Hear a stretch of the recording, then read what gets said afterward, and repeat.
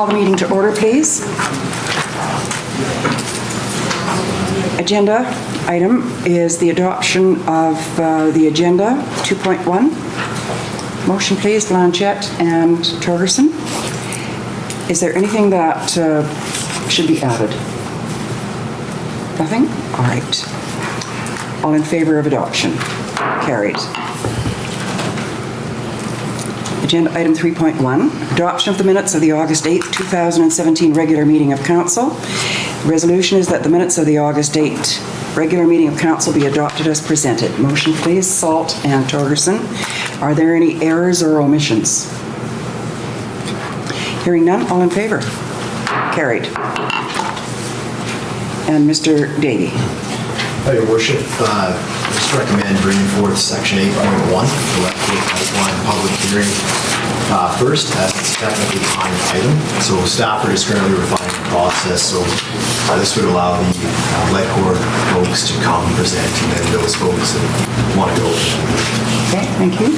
Councillor Torgerson? I'll be recusing myself for pecuniary interest. Okay.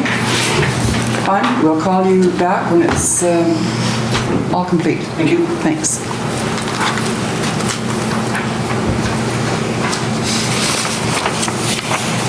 All right, we have an administrative report, and that initial approval be given to development variance permit 0217 for the property legally described as lot 20, pardon? Your Worship, you want to move Oh, I'm sorry, isn't that 8.1? 8.1, Your Worship. Okay, that's what I was reading.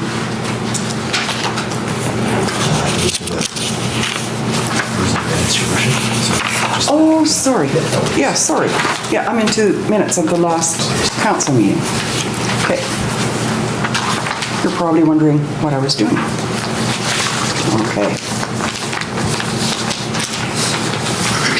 Okay, I'm going to open the public hearing and statement to be read prior to the meeting commencing. A public hearing is being convened pursuant to the terms of the Local Government Act prior to consideration of proposed temporary use permit 0117. At a public hearing, any person present who believes that his or her interest in property may be affected by a matter being considered shall be given an opportunity to be heard on the matter contained in the proposal. However, it is important that all who speak at this meeting restrict their remarks to matters contained in the proposal, and it is my responsibility as chairperson of this meeting to ensure that all marks are so restricted. Those of you who wish to speak concerning the proposal should, at the appropriate time, commence your address to the council and meeting by clearly stating your name. Then you may express your views concerning the proposal. Members of council may, if they so wish, ask questions of you following your presentation. However, the main function of the council members this evening is to listen to the views of the public. It is not the function of council at a public hearing to debate the merits of a proposal. Everyone who deems his or her interest in property to be affected shall be given the opportunity to be heard at this meeting. No one will be or should feel discouraged or prevented from making his or her views known. At the conclusion of a public hearing, council may, without further notice, give whatever effect council believes proper to the representation made at the hearing. During the course of a public hearing, people sometimes tend to become enthusiastic or emotional. Regardless of whether you favor or oppose any particular application or argument, please refrain from applause or other expressions of emotion. Restraint enables others whose views may or may not coincide with your own to exercise their right to express their views, and enables all views expressed to be heard in as impartial a forum as possible. And number 2, there's a verbal report by staff. That's right, Your Worship. We can turn it over to Mr. Gord Simmons. Okay, Mr. Simmons. I'm ready, Your Worship. Good. Good evening. For those that don't know me, my name is Gord Simmons, and I kind of work part-time for the village. I'm the subdivision approving officer, but I also help out in some of the land use stuff. And they asked me to make the administrative presentation tonight just because I was here. And I've done it a few times before. Anyway, this is an application for a temporary use permit. A temporary use permit is like a mini rezoning. It's only good for 3 years, and if approved, it gets registered on the title. It can be considerably more restrictive than a zoning amendment, and so in certain circumstances, local governments and applicants find it beneficial to go into a temporary use permit as opposed to a major rezoning change, which ups their taxes and takes considerably longer. This permit, as I say, if issued, would go for a maximum of 3 years with options to renew it. In this particular instance, I don't think that will be required, but the council will be considering a 3-year permit here. The applicant is Ledcor, and they are, I can't remember whether they're a company or limited or whatever. They are proposing to put in a 550-man accommodation camp on blocks D and F of the southeast one quarter of District Lot 7354. This is a combination of the old Melsview Links Golf Course and old Mrs. Sterrett's property to the south of that that's been cleared off. They are, I believe, leasing only portions of that, but we have to relate to the actual legal description. There will be construction offices, site warehouse, and material and equipment storage. The basic camp will be in the back, the western part of the, let's call it the site, even though it's actually spread over 2 lots. And there are maps here that show that, I think you people will be putting even more detail up there, but anybody that's picked up a map, here's the Sterrett property, there's Melsview Links. The blue area is the residential camp area. There are some office trailers out in the front. The permit would allow that. The permit also stipulates a number of conditions. And I just got to stand back a bit because the glasses I'm wearing aren't my reading glasses. Anyway, there will be some setbacks from the old Cranberry Marsh boundary of, we're going to use the 7.5 meter horizontal and 1.5 meter vertical setbacks from the natural boundary of virtually a field now, but it was the upper part of the Cranberry Marsh. We don't feel that's going to impact anything in the proposal, but we have to ensure that we've required that.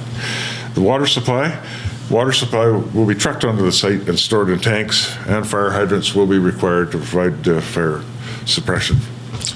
When you got that many people, you want something pretty quick, right? Sanitary sewage disposal.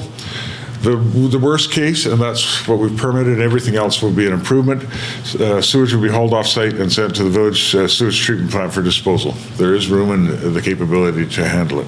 And we will charge utility rates, of course. Solid waste disposal, garbage. Basically, it's we would work with the applicants. There's a number of different options here. Residential, coming from the camp type thing, can probably go right to the transfer station here. If there's commercial or industrial waste, other arrangements will have to be made with the regional district. And it'll have to be hauled either to La Grande or to Prince George.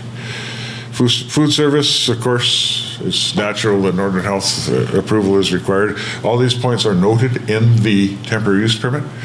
And so technically, if there was a contravention, council could cause some sort of action or say, okay, hold up, go get your food permit, that type of thing. So, visually, the camp is going to be set back a considerable distance from the highway, and there's a bit of bush and stuff there now. We ask that some sorts of fencing or visual screening be provided along the office trailers. Dust and light control. There are National Energy Board requirements for this that also cover it, but we're asking for dust control on site if the roads are graveled and it's hot and dusty, some sort of dust control and light control. There is going to be some semblance of a 24-hour operation, I understand, and so lights will be on at night. It usually just means turning a shade so that the poor people across the highway don't, get disturbed in their beauty sleep, and that sort of thing. Noise control. We've asked that they consider noise control as part of their development. We don't anticipate much noise, and everything is going to be so far back from the highway, from Cranberry Place and from Hillside Mines Road, King Road, that we doubt there's going to be too much dramatics, too much impact there. Emergency access, we're actually asking them to put a gate on the south end of King Drive or King Road there. We would ask it to be locked and open and used only in the case of an emergency. It will not be allowed to be permitted as a regular access to or from the camp. We're not anticipating a need for dust control along that road because it's not going to be used, but we want that secondary access in case of emergency. There is the access to the old golf course, but it's sort of in the same direction. This allows for the potential for another access or ingress for emergency people. And we would anticipate it be kept locked at all times. If a fire truck has to get in there, whether the lock's there or not, it's going to get in. And I'm sure that the camp will have equipment to get out, whether somebody could find the key or not. So I don't think that's going to be an issue, but we do want that. It doesn't have to be really developed. I noticed today that a couple of cat tracks had gone through there. That's pretty much all that's needed to smooth it out. The fences are along there anyway, so I think that's about it. Council will be considering issuance tonight, and I don't think there's anything else on this, Your Worship, at the present time. Thank you, Mr. Simmons. And for those present who don't know Mr. Simmons, he worked for the Regional District of Fraser Fort George for many years, and he was manager of the planning department.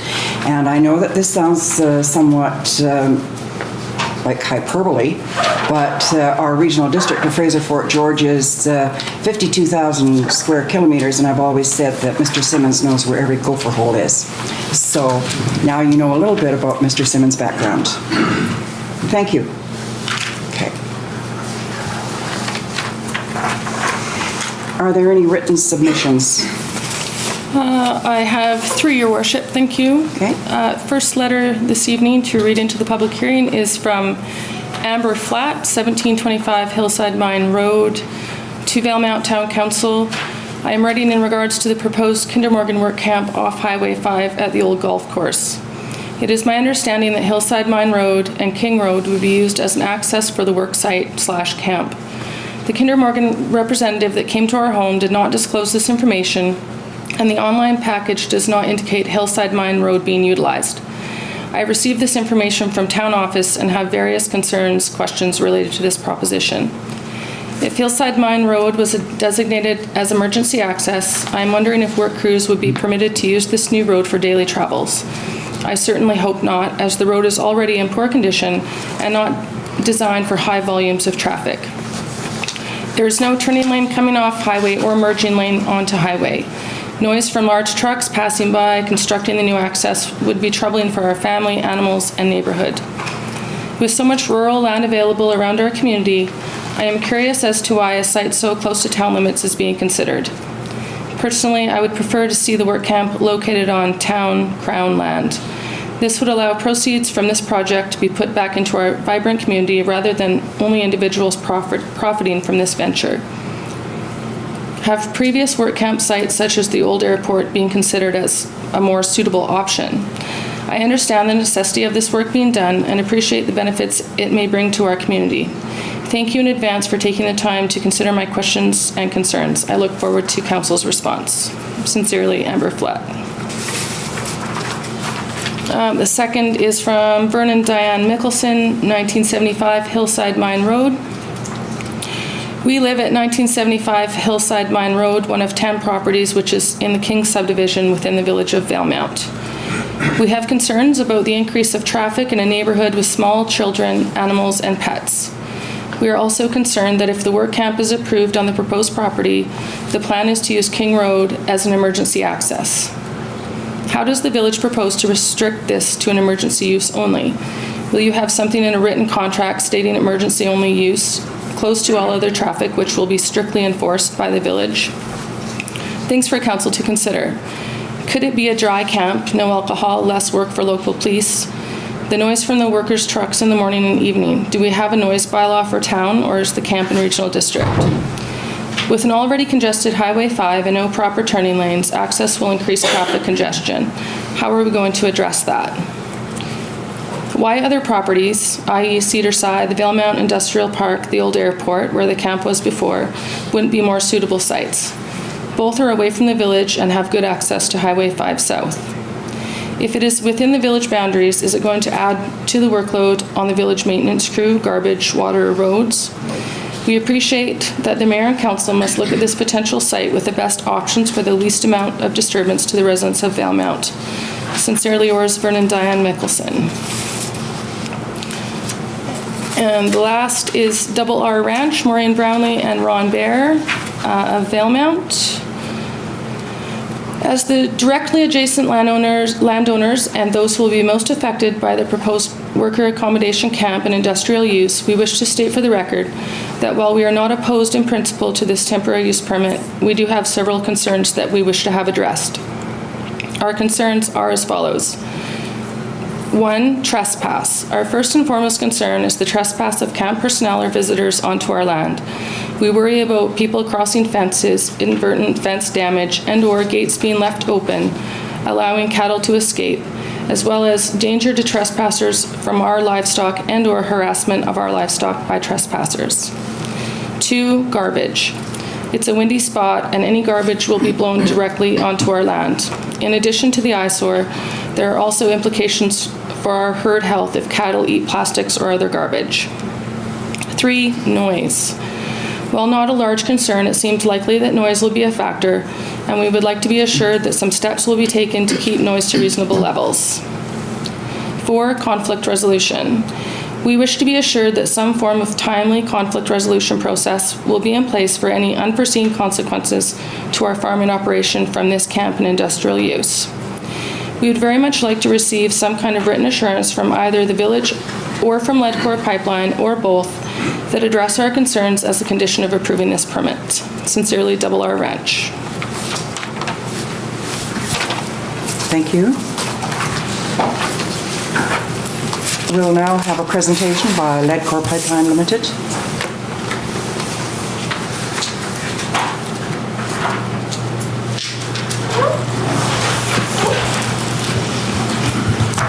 While I'm waiting.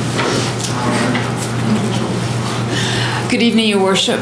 Thank you for the opportunity to present to you tonight and address the interests of the temporary use permit here in the village of Valemount.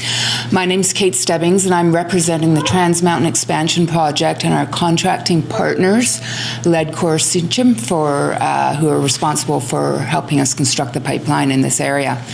Tonight I'm here with my colleague Louis Renaud, and together we will be presenting some information to bring everybody quickly up to speed on the project, the status of the project, which provides a little bit of a context for the background and need for this camp location, and then Louis will be talking about the camp itself. We also have a number of subject experts here from our team, thank you, as well as from the Leadcore contractor, who will be able to help respond to questions following the presentation. So. Excuse me, Ms. Stebbings, perhaps Mr. Simmons, you could turn on a couple of lights so that it's easier to visualize the screen there. It's better already. Is it better already? Okay. I can't see a thing, so if I go upstairs, no, I'm just kidding. I think I know this by now. So very briefly, just to provide a very quick overview of the Trans Mountain Expansion Project. It's a $7.5 billion construction project going from Edmonton through to the North Thompson Valley to the Burnaby terminal. We're roughly tripling the capacity of the existing pipeline. We need about 1,000 kilometers of new pipeline. The section through here will be 42-inch pipeline, and the rest of the pipe is 36 inches. We need a number of new pump stations at either end of the pipeline to help us control product going in and out, as well as a number of new terminals at the Burnaby end to help us load the product onto ships. We will also have construction at our existing terminals and pump stations. The nearest one to here will be down at Blue River, as well as some chapel upgrades. We're reactivating 2 sections of existing pipelines. So there are 2 locations where we have 2 pipelines in the ground. In those locations, one of those pipelines is not currently being used, but it is being maintained in its inactive state. And the National Energy Board governs that, or regulates that maintenance. And and we'll be reactivating those pipelines for use in the new system. The nearest section of that to here is between Hargraves or Robson Ranch all the way through to Hinton, Alberta. People ask questions about the project and the funding and the economics. Before Kinder Morgan started the project, they secured funding. We have binding commitments with our customers. We call them shippers. And those commitments are for 15 to 20-year contracts once the pipeline is built. So the economics of the project are secure and don't fluctuate with the price of oil.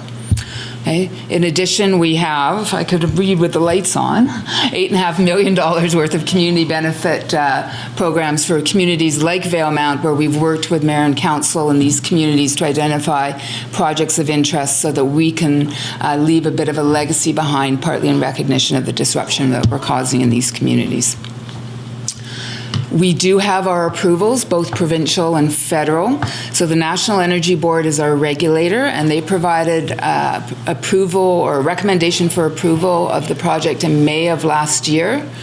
And the federal government then confirmed that approval in November. So we received our regulatory approvals at that time. They issued what's called a Certificate of Public Convenience and Necessity, which is essentially their permit to us to proceed. They're saying, yes, this project is the public interest of Canadians, and you can now proceed. Following that, we were given our environmental certificate from the BC Environmental Assessment Office, and the provincial government also agreed that we had met their 5 conditions for heavy oil pipeline development in British Columbia. So those approvals came with a number of conditions. One of them was mentioned, Gord mentioned earlier today, everything from how we're developing our camp work sites to how we're dealing with our water crossings. The National Energy Board provided 157 of those conditions. Some have to be met prior to construction, some are being met during construction, and some are even following into the post-construction monitoring period. The BC Environmental Assessment Office added another 37 conditions to that.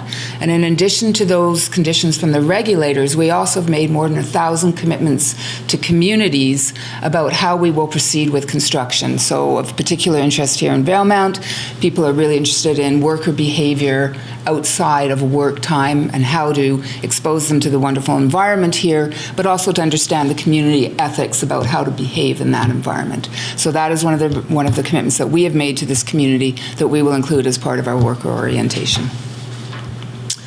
Pipeline route is going to be terribly hard to see. All of you in between, watch your eyes.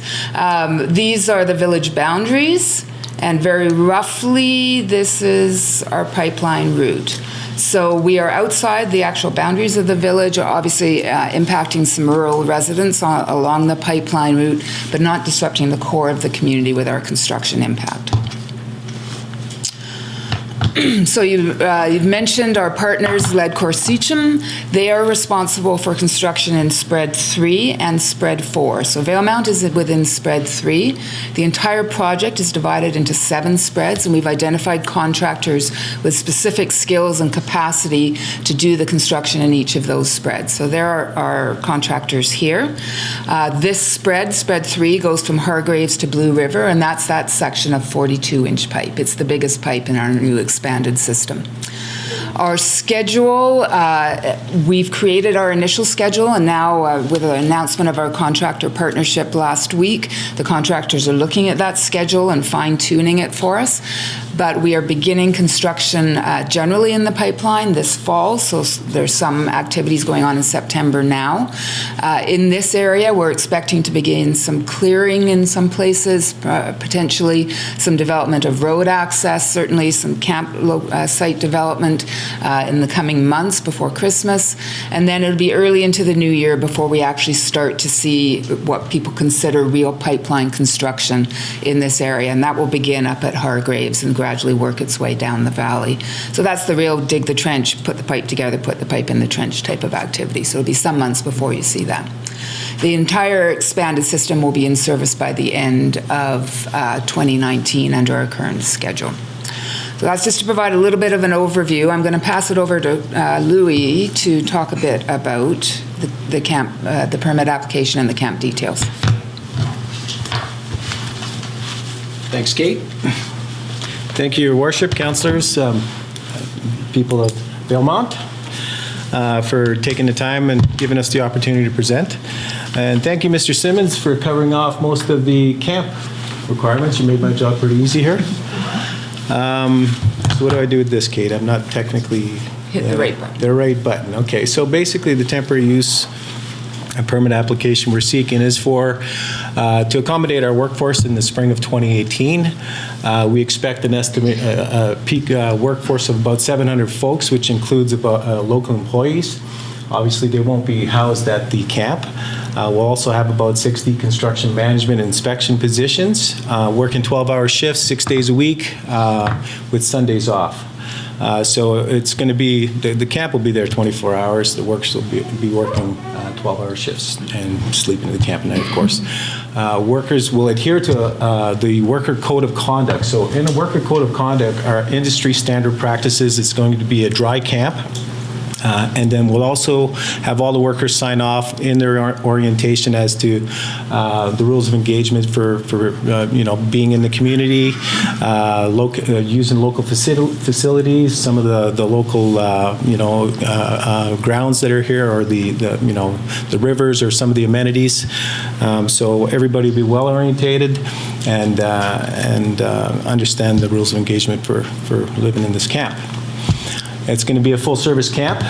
We did a bit of a study locally here, and Valemount's quite busy with the tourism industry and whatnot. So we estimate that we're going to have about 550 people in this camp. And being full service, it'll have, of course, we'll have recreation facilities, health, medical services. We'll have security.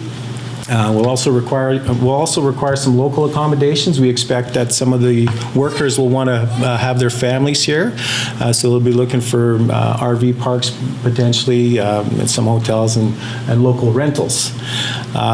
We also hope to increase or have the use of the local amenities and services to support the camp and the workers. So it should hopefully bring some business to Valemount. This is just a histogram of basically what we're looking for resource loading. It's quite small, but basically it'll be 2018. During the summer season, we'll have about 550 folks working this spread. The temporary use permit for the camp, the location, as Mr. Simmons pointed out, I don't know what the name of the people that own it, but it's the old golf course, from my understanding. It's going to accommodate the camp as well as the construction offices. We're going to have a little small site warehouse and material and equipment storage. That's the map that Mr. Simmons had shown you guys during his presentation. We don't have access currently directly to, I think there was a concern in one of the letters about Hillcrest Road. So we don't have access directly to that, but if the village requires us to put an emergency access, we'll definitely entertain that. So the main access will be off the highway, directly across from the Best Westerns driveway. We did meet with the Ministry of Transportation. They've given us a preliminary design requirement for access to and from the site, which requires us to construct acceleration and deceleration lanes, as well as a potential left-hand turn lane. And they want it basically directly across from the Best Westerns driveway access now, which will improve that intersection and line of sight and whatnot. So, and that happened last week, so the application is fresh. So. The camp, again, I think Mr. Simmons mentioned, we're going to try and keep a lot of the natural features. There's some trees that are existing there. We expect to try and keep the camp well out of sight, as well as it'll help us to, avoid any of the light pollution or noise pollution that may occur from the installation of this camp by keeping some of the trees and some of the natural features that are there. Oh, join us for coffee. Right. Everybody gets free coffee. Yes. Just in recognition that there may be interest from the community or from the people who hear questions beyond the scope of the permit application, the discussion tonight. So our team will be available tomorrow morning. He's right, we will buy coffee. We're going to be at the Gathering Tree for a couple of hours in the morning. So if you have a question about something else, please come see us there, or our contact information is on everything. There's certainly a way to find us, and we can provide answers outside the scope of this discussion at that time. Thank you. Would you like us to stay up here for questions? Yeah. Probably wouldn't hurt for minutes. okay. The councillors that are present, do you have any questions at this time? The minutes, yes? Just a comment. I just want to thank you for addressing the concerns and points that our citizens are concerned with. And I happen to know, if I'm correct, the rules of camp life are quite strict, correct? Like you don't ever stray from the rules. That's correct. We call them absolutes. So anybody that breaches absolutes, they basically lose their job. So Okay. and you'll find a lot of the workers will self-police themselves because they get a pretty tight-knit crew that, want to keep everybody working. And but yes, we have absolutes that everybody has to sign off on and adhere to. Great, thank you. Okay. Councillor Sept, do you have any questions? Thank you as well for the presentation, and I'm very pleased to hear about the addressed concerns of the egress and onto the highway and decel lanes and additional turning lane. That will be a nice thing to have, to help ease some of the concerns and congestion problems that could be created if that wasn't going to happen. So thank you. Appreciate that. Thank you. Thank you very much. You may be seated now. Thanks. Can I just have you? Okay.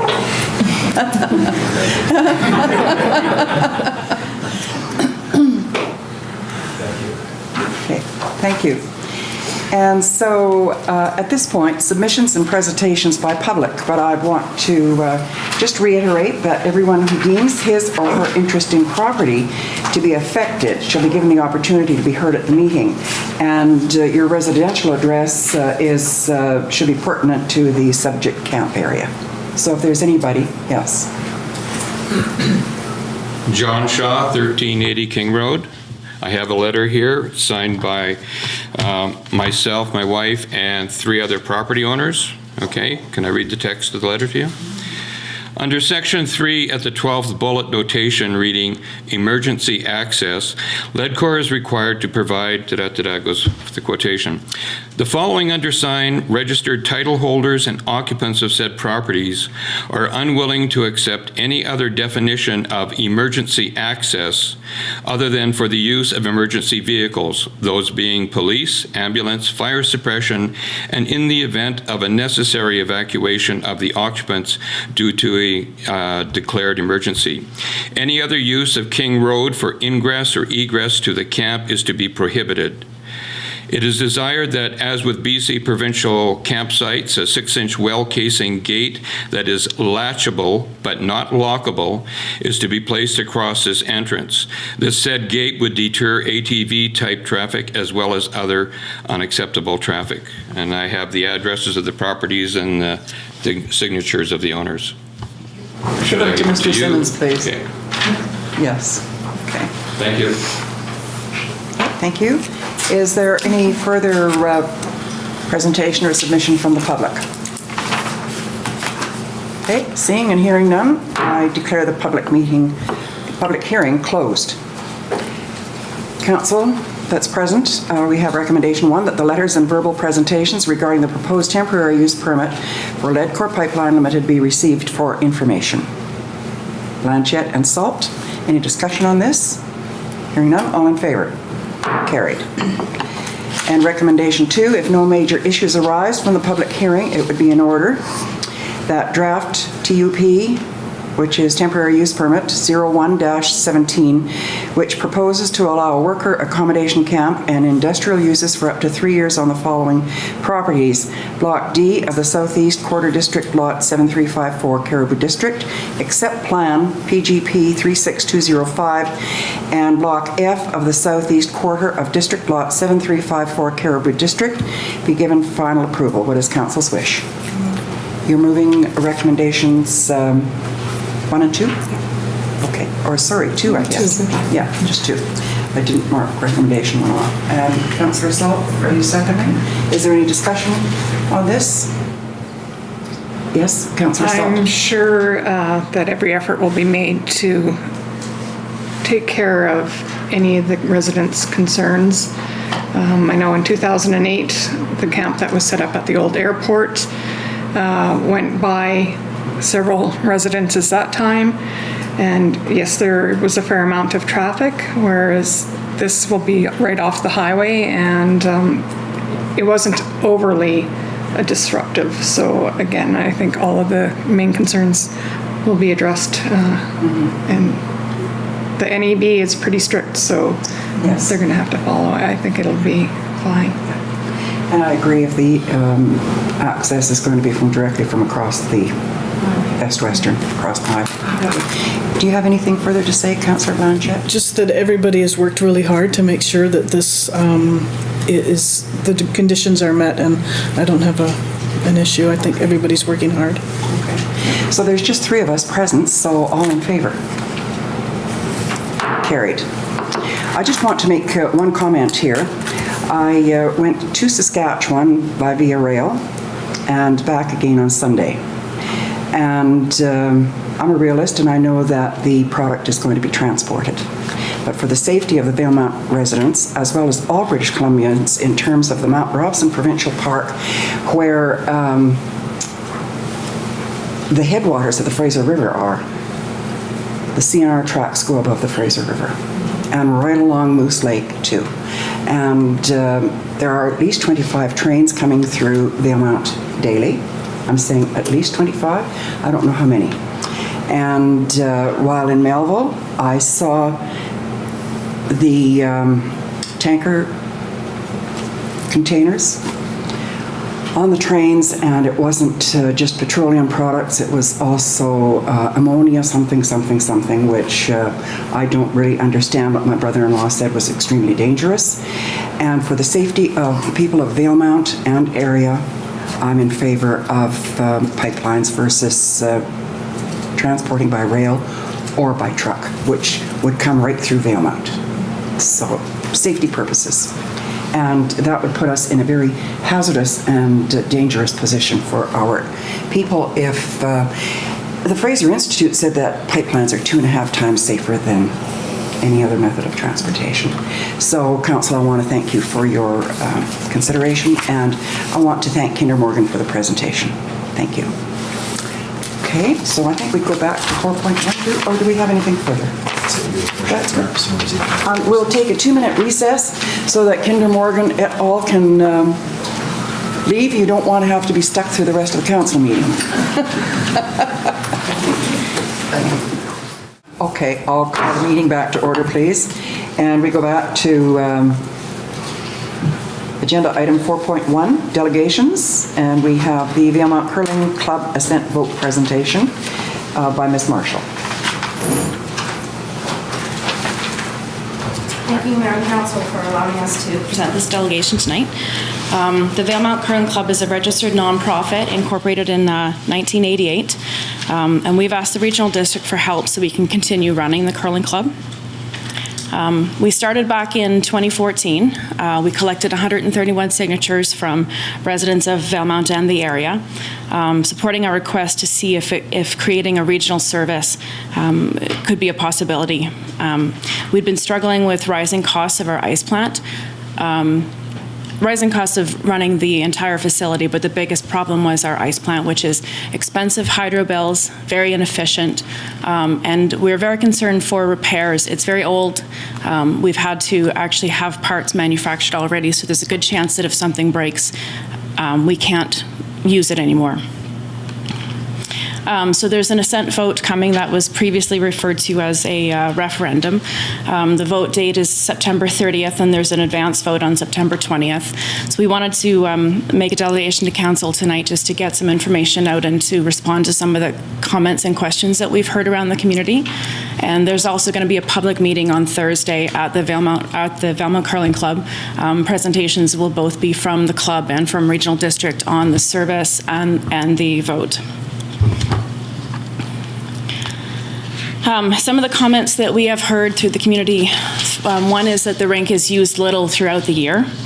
It's true our curling season is short because of the cost of running the ice plant and because of how much work it takes for our volunteers to install and maintain the ice. We run regular play 2 nights a week and try to organize at least 3 bond spills a year. We've also been working to make the facility more useful to the community outside of curling. In 2014, we had new lights installed just in time for the trade show. We have new tables and chairs for all sorts of events, and new railing installed at our front door just this year, 2017. We've secured grants towards accessibility upgrades for the upstairs lounge. Those haven't actually been started yet.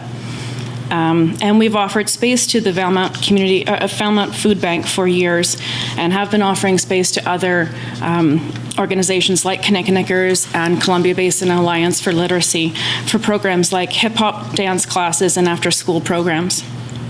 And we have a smaller space and kitchen for other events and programs if other community organizations or people need to use it. And we have the biggest indoor space outside of the arena for large events if it's needed. It's available for rent for private functions or special events that won't fit in other facilities. We've also heard membership fees are too low. Many of our members also volunteer between 30 and 100 hours per year at the club. So at $10 per hour, that works out to more like $400 to $1,100 a year. Even if we up the membership or up the fees to $1,000, it would still be not enough to cover the costs, and we would still have no way to replace our ice plant. We've been looking for grants to help with that, and they're just not available to us. We've also intentionally kept our fees low to allow participation by those who can't afford higher fees, like for golf and for hockey. Some have said the membership is only 30 people. Well, that might sound low, but it's really a bit misleading. That's how many regularly curl each week during the season. Our members pay $100 in dues to curl one night a week, or $200 if they want to curl 2 nights a week. We aim for a 5-month season, but recently it's depended a lot on the weather because our plant is so inefficient, and the schedules of our very busy volunteers. We have seen new members join in each of the last few years, including people who have just moved here and those who have recently learned to play. And we welcome and want anyone to come out and give it a try. It's fun and open to people of all ages and abilities. Stick curling is great for anyone with knee or hip issues, and we're all willing to help you learn how to play or how to use the stick. And anyone can play in our bonspiels, which often draw people from out of town. We also have 20 to 30 juniors each year who pay only $30 to learn to curl in a 6-week program. And each year we see more of them coming out to our bonspiels, either with their own team or with a team or on a team with their parents or grandparents. And the rink is always open to the high school students. They use it as part of their exercise and credit programs. And we open the building to other organizations who need space to run their programs. As I've mentioned, the Valemount Food Bank, Kinnicknickers Family Center, CBEL, and we've been working to extend those programs and make better use of this space because we believe it's a very valuable community space. We can also be used for special events like the trade show hosted by the Chamber of Commerce a couple of years ago, or private events like weddings or staff parties. And the club was built by volunteers and grant funding over many years, and we believe it's a valuable asset, and we don't want to see that asset lost. And we've heard people say, I don't use it, so why should I have to pay taxes on it? Well, we also pay taxes for the arena, the schools, the clinic, the fire department, police service, local and regional parks, library, VCTV, etc. Many of us don't use all of those services, but the point is they're available to us, and we recognize that they are valuable to our community. And during our long, cold winters, curling provides an inexpensive opportunity for recreation, physical activity, and socializing, and it's available to all ages and physical abilities.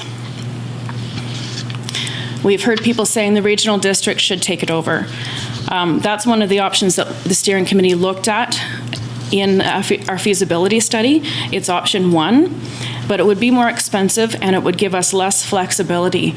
More expensive because of staffing and monitoring requirements for the regional district, and less flexibility because we would have to adhere to regional district policies and staff working hours. Whereas right now, we're volunteers. We can pop down there anytime it's needed and open or close the building. And that's all in the feasibility study, which is on the regional district website also. So if people want to look at it, all scenarios were put on that feasibility study. So you can also see the cost differentials.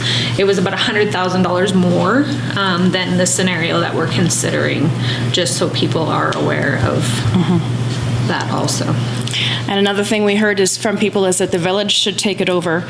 And actually, the steering committee did consider that early on, but it would likely also mean more expense and less flexibility.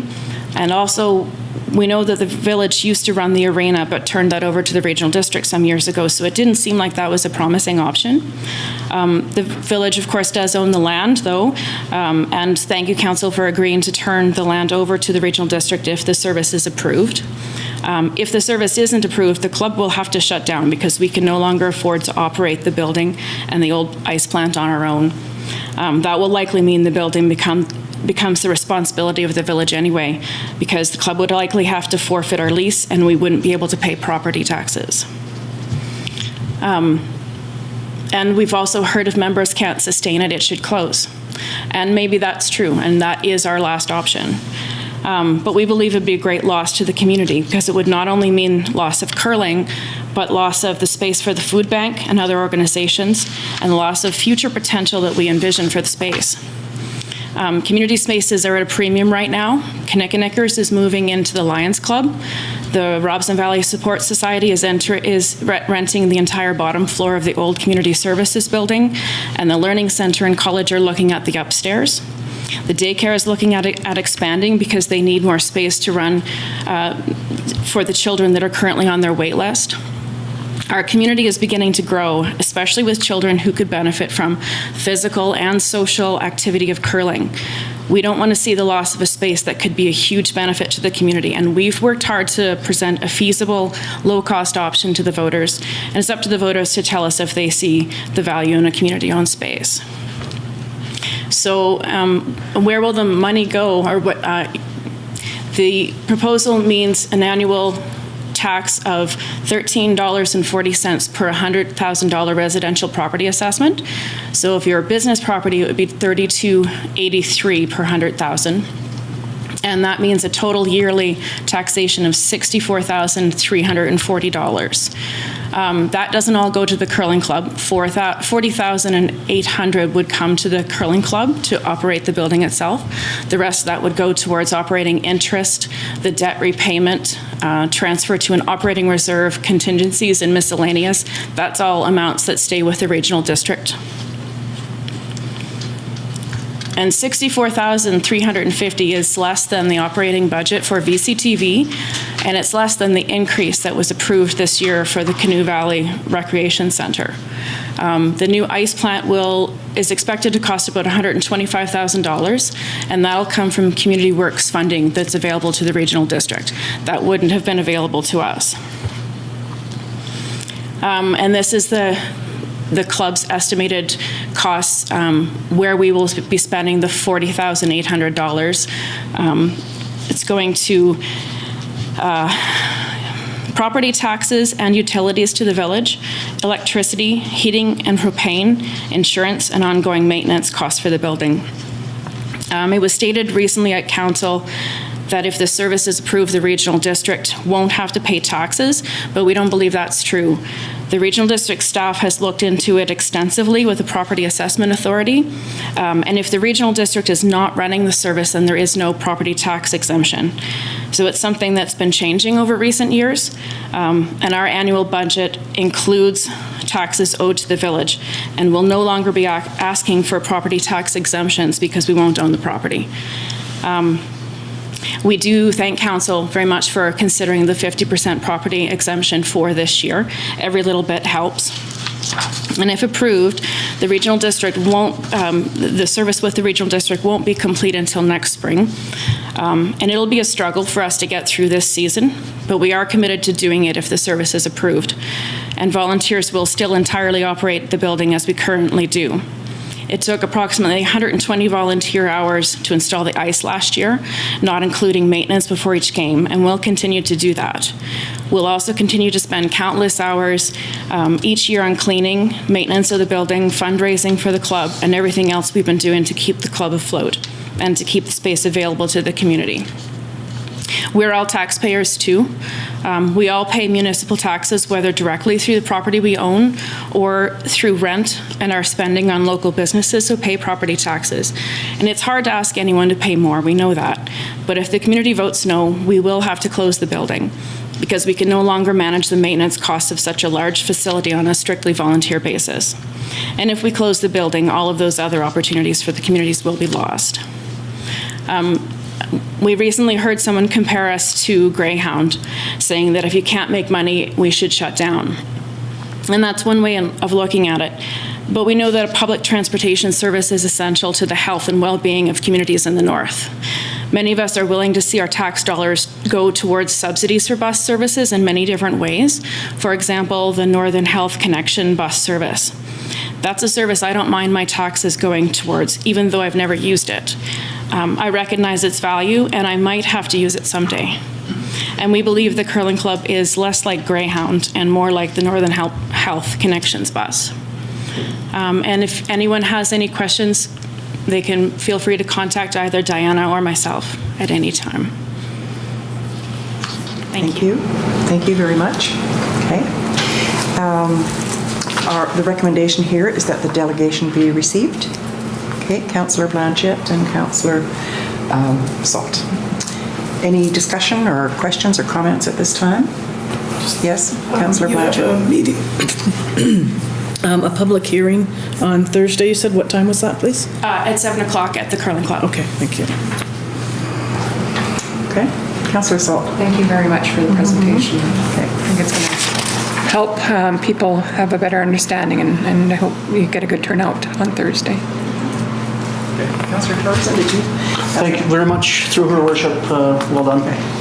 Thank you. Okay, and Diana, we're looking forward to news. Okay.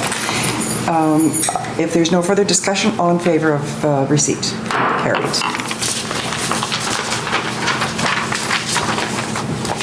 Correspondence for action, agenda item 6.1. Barda's request for the Village of Valemount representative for the 2017-2018 season. And, okay.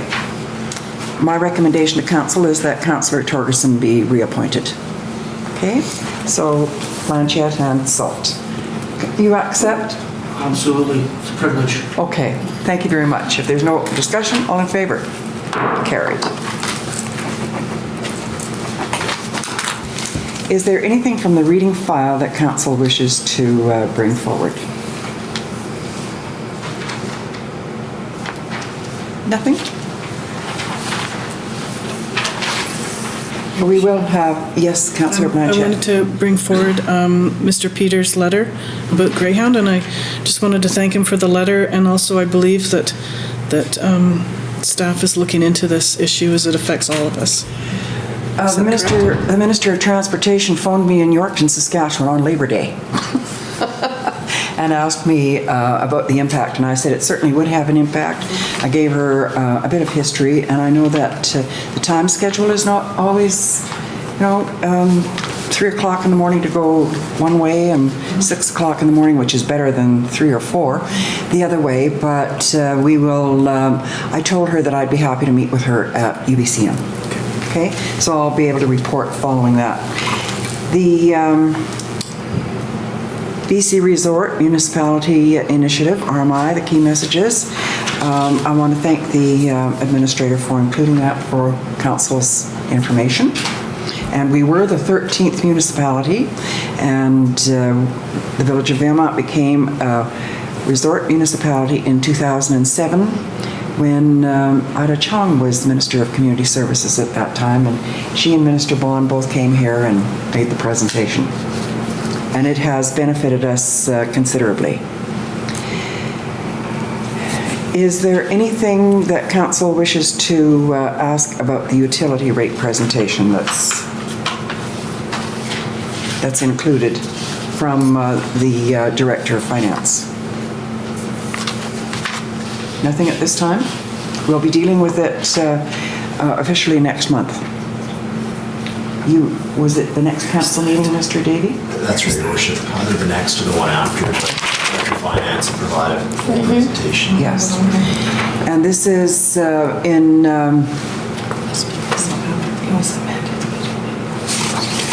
You don't have it? Oh. This is in, this is further to our consultants last year, their recommendations. Okay? So now we'll go on to agenda item 8.2, and that's the proposed development variance permit 02-17-855 Bevan Crescent. Recommendation 1, that council gives final approval to development variance permit 0217 as amended for the property legally described as Lot 25, District Lot 7355, Caribou District Plan 23725 to vary Village of Valemount zoning bylaw number 610, 2007, Section 7(4).3 to allow for the to allow for the accessory building on the subject property, including the existing shop, to total 1,200 square feet, subject to the sea-cans being placed on the property as per the site plan submitted to the village by the proponent. Council's wish. Moved by Councillor Blanchette, seconded by Councillor Torgerson. And is there any discussion on recommendation 1? Councillor Salt. Were there any comments or letters received from surrounding property owners? Okay, thank you. Okay. If there's no further questions, all in favor? Okay, Councillor Salt. On the actual permit, item number 11, it says if the permittee does not commence with development permitted by this within, and then it says 1, and then in brackets 2 years. Yeah. It'll be 2, but he'd have to commence within 2 years, or will. Okay, thank you. Good. Okay. Thank you. Anything further? Okay, all in favor? Carried. Recommendation 2, that the development variance permit, DVP 0217, be registered with BC Land Titles Office. Motion please, Torgerson and Blanchette. Any discussion? Hearing none, all in favor? Carried. Agenda item 8.3, the Valemount Community Forest Company's application for landscape fire break. Recommendation that council supports the Valemount Community Forest funding application to the FESBC for the purpose of creating a landscape fire break within their area-based tenure. This project is identified as a high priority to community risk mitigation. What is council's wish? Councillor Blanchette, Councillor Salt. And I support it as well. I think what went on in the province this year in terms of forest fires, that a fire break within their area-based tenure is a very excellent idea. Okay, all in favor? Carried. Agenda item 8.4, appointments to community consultation committees. Recommendation 1, that a member of council be appointed to the Canoe Valley Recreation Centre Community Consultation Committee for a term to be decided by council. So I would suggest that Councillor Blanchette remain and that it be to the end of 2018. Okay? Is that all right with council? I need a motion. Okay. Torgerson and Salt.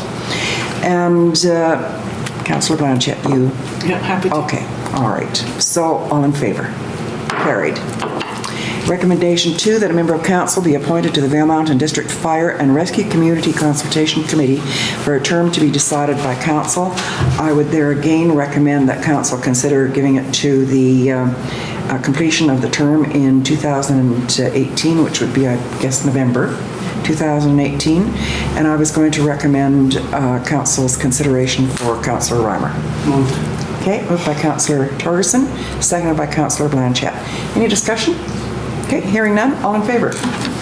Carried. Thank you, Councillor Reimer. Yes, yeah. Too bad he wasn't. Surprise. Yeah. Okay. And agenda item 8.5, the 2018 UBCM conference. And the recommendation 1 is that council direct staff to continue booking rooms at or near the UBCM facility as provided by UBCM, or direct staff to book rooms at a greater distance from the UBCM facility in order to keep costs lower. But I would contend with that second comment because then there's taxi fare. Yes, Councillor Blanchette. And could I have a motion, please? Okay, Councillor Blanchette and Councillor Salt. What motion are we making? Okay, recommendation 1. Can we put it on the floor? Yes, that's what I wanted, is that it be put on the floor for discussion. Okay. Okay. I happen to know, Whistler, and that's a walking town. So basically you park your car and everything's right there, the store, and there is shuttle service. We had it the last time we were there.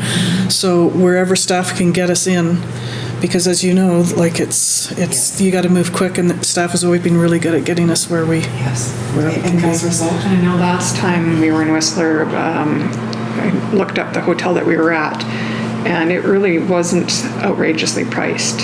And it wasn't a super far walk, but it was enough of a walk that, you're running around brisking, and like I said, it's a long week.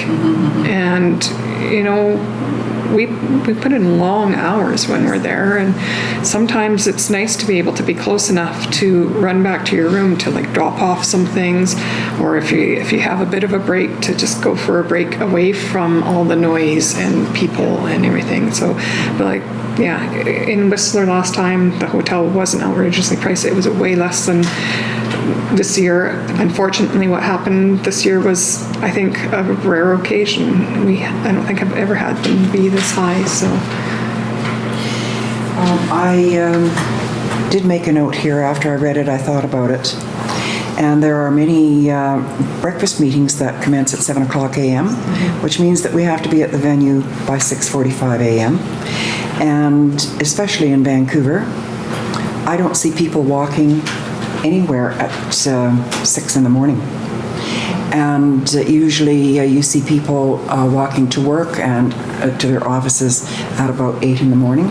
And I think it would be unsafe for anyone to be walking at 6 in the morning on the streets in Vancouver. And to me, it's more important that the booking of rooms would be near the UBCM facility. Safer. Okay. So what is Council's wish? Councillor Torgerson. The 2018, just to be clear, is in Whistler. Yes. Okay, correct. Yes. I'm okay with a bit of a walk in the morning. Okay. Like wherever staff want to put me, I don't need to be right outside the door for the conference center.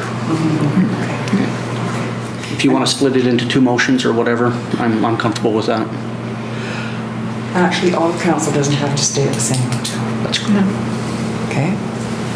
And so to accommodate everybody, Mr. Davey, if you have a comment to make. Your Worship, if I can just get the confirmation that all council will attend. Okay. And then now that I have that verbally, I can put that back to staff. Okay. That could work. Okay. That's fine. For the reasons mentioned, I prefer that the rooms be booked closer to the facility, because I do not like to see anybody out walking the streets at 6:15 in the morning.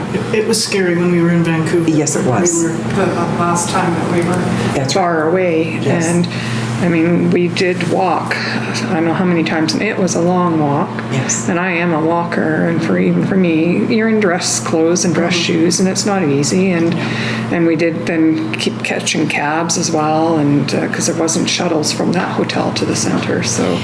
And I believe that the taxi fares added up probably make up the difference in a more expensive hotel room rather than a more economical one. Okay. So staff is aware that all of council will be attending next year. And what is council's wish in terms of directing staff to continue booking rooms at or near the UBCM facility or at a greater distance? And as mentioned, not everyone has to stay at the same hotel. Councillor Torgerson. I move that staff approach councillors as individuals for their accommodation preferences for the 2018 UBCM conference. Okay, can I have a seconder, please? Councillor Blanchette. Any further discussion? Hearing none, all in favor? Carried. 2018 utility rates, recommendation that council accepts the utility rate presentation in the reading file. Your Worship, Yes? Oh, you're... there's a second recommendation Oh, okay. from the previous item. That council confirmed that all will be attending? Yes, and I believe that the administrator is aware now that all will be attending. Now, if you... Your worship, can we Yes. just get that resolution, please? Okay. Councillor Reimer isn't present. Okay. Okay. So, what is council's wish? That we await his return? Your worship, perhaps we can just add a second recommendation that, again, staff approach all councillors as Okay. individuals. The key here is we have to book the rooms prior to the next meeting. Okay. And the window is only going to be... That's right. That's right. Okay. So I think that first resolution carries, that staff consult with each council member. So worship, we can just defeat recommendation number 2. Okay. All right. Just not here. Yeah. Okay, so, all right, I'll take a motion for recommendation 2. Councillor Torgerson? Do you want it defeated or just ignored? If you want to not hear it, your worship, that's... Okay. What is council's wish? Just drop it. Just drop it, okay. All right, so back to 8.6, 2018 utility rates. Recommendation is that council accepts the utility rate presentation in the reading file for consideration. And Councillor Blanchette didn't receive it? I don't have it, so...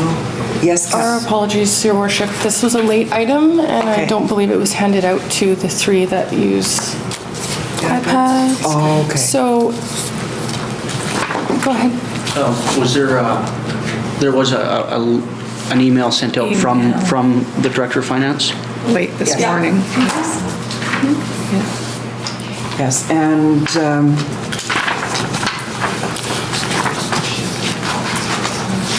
this is further to the consultant's recommendations last year, and council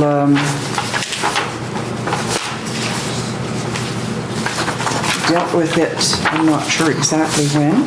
But yes. I'm comfortable with moving that it be received for information purposes.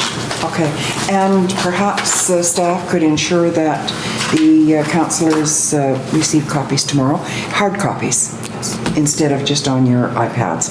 I was looking at them very closely, and I just feel that the residential rate for 20 years, the existing rate is it's only going up a few dollars, $2.34 a month. And we have no reserves in the event of something occurring with the water or the sewer. And it puts us in a precarious position because the water and sewer lines are 40 years old. So the consultants did the feasibility study for the village, and I believe that we should continue with that. Yes, Councillor Blanchette. Everybody, citizens and us have to remember that we are responsible for sewer, water, and roads. That's right. That's number one. That's right. That's So when the our rates go up, priorities. this is why. And the rates that we pay per year, I've spoken to people in other municipalities, that's what they pay every 6 months. Yes, Mr. Your Davey. worship, again, this is just a preempt for council to have a follow-on meeting with the Director of Finance. And again, this is public, so the public are able to consume it prior to this. Yes, that's okay. All right. There is a motion on the floor. Yes, okay. So if there's no further discussion, all in favor? Carried. Agenda item 9.1, Village of Valemount Development Procedures Bylaw number 580, 2005, Amendment Bylaw number 773, 2017. Recommendation 1 is that this report be received. Torgerson and Blanchette. Any discussion? All in favor? Carried. Recommendation 2, that the Village of Valemount Development Procedures Bylaw number 580, 2005, Amendment Bylaw number 733, 2017 be given third reading. Councillor Blanchette and Councillor Salt. Any discussion? Your Worship, there is one amendment that I had mentioned at the last meeting. Okay. And that's in the citation 1.1. The bylaw is cited as being 772. not 773, so that needs to be corrected. Yeah, Ms. Shepherd has corrected it already.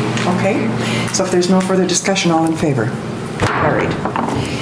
And agenda item 9.2, Village of Valemount permissive tax bylaw number 774, 2017. Your worship. You're going to leave, yes, Thank okay. you very much.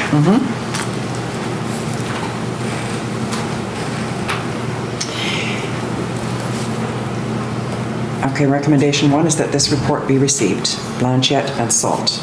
Any discussion under receipt? Hearing none, all in favor? Carried. Recommendation 2, that the Village of Valemount permissive tax exemption bylaw number 774, 2017 be given first and second reading. Salt and Blanchette. Any discussion? All in favor? Carried. I heard 2 gals. Recommendation 1 and recommendation 2. Thank you. Okay. So, council reports. I'll start with Councillor Blanchette. It was still summer, so I am the 11th. The only thing I've had is the child and youth mental health. And we're nearing the end of our funding at the end of December, so we're trying to figure out what we're going to do next. Okay. Yeah, and I'm hoping that we get that meeting with the minister, because we need it badly. Thank you. Councillor Salt?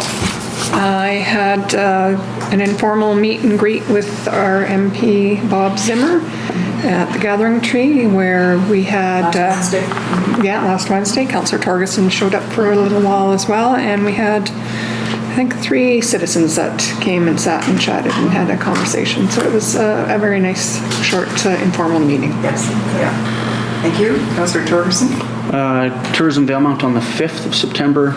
Joined briefly with Councillor Salt with MP Zimmer the following day, and on the 11th I had a Valemount Community Forest Board meeting. I'm here before you now. Thank you. Yes, I did get an email from Mr. Zimmer, but I told him I was in Saskatchewan at the time. And so for my report is just what I mentioned earlier, is that the Minister of Transportation called me in Yorkton on Labor Day. And Columbia Basin Trust Investment Committee and PGRAC for the Northern Development Initiative Trust. We also had a meeting, and I joined them by teleconference. So that council receives, I would like a motion, please, the verbal reports provided by Mayor Townsend, Councillors Blanchette, Salt, and Torgerson. Blanchette and Salt. Any questions, or all in favor? Carried. Agenda item 12.1, outstanding council resolutions and project file tracker. That's a recommendation that the list of outstanding previous council resolutions and project file tracker be received. Councillors Salt and Torgerson. Is there any question or discussion? Hearing none, all in favor? Carried. Public comments. And this is on items considered by council as part of the approved agenda. Is there anyone in the public who wishes to make comment on any items considered by council this evening? Okay. Hearing none.